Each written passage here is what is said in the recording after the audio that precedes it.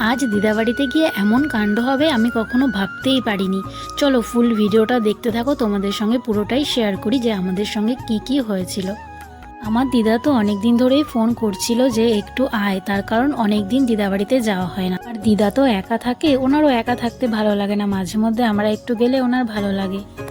তাই আমার বরমশাই বাড়ি আসলে মাঝে মধ্যে গিয়ে একটু দেখা করে আসি, কিন্তু অনেক দিন হয়েছে যাওয়া হয় না। এরপরে আমরা ঠিক করি এই রবিবার দুজনা মিলে একটু যাব দিদার বাড়িতে।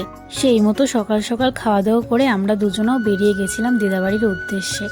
কয়েকদিন ধরে বেশ বৃষ্টি হচ্ছে, আর ভালো লাগছিল না, কিন্তু আজকের ওয়েদারটা কিন্তু বেশ সুন্দর ছিল। দেখেছো গাছগুলো কত সুন্দর সবুজ লাগছে রোদের আলোতে। আর এই রাস্তাটা দেখছো, আমার কিন্তু বেশ ভালো লাগে, তার কারণ এই রাস্তায় বেশি একটা লোকজন চলাফেরা করে না।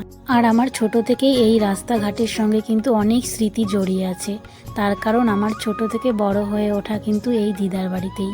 আর এখান দিয়েই আমি আমার বাড়িতে যাওয়া আসা করতাম। দেখো দিদাবাড়ির পাড়ায় ঢুকতে ঢুকতে আমার এই ছোট বোনের সঙ্গে দেখা হয়ে গেছে। আর দেখা হতেই ও যেই আমার হাতে ক্যামেরাটা দেখেছে লজ্জায় মুখ লোকাচ্ছে। তো আমাদের সঙ্গে কি হয়েছে এবারই তোমরা দেখতে পাচ্ছ। আমার পেছনে তালা ঝুলছে, আমি এসে দেখি আমার দিদা এখানে নেই। আমি ফোন করছি, ঘরে ফোনটা বাজছে, কি করব। তারপরে এখানে চুপচাপ বসে রয়েছি।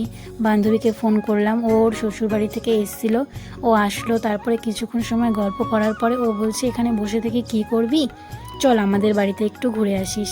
তারপরে সেই মতো আমি ওদের বাড়িতে যাচ্ছিলাম।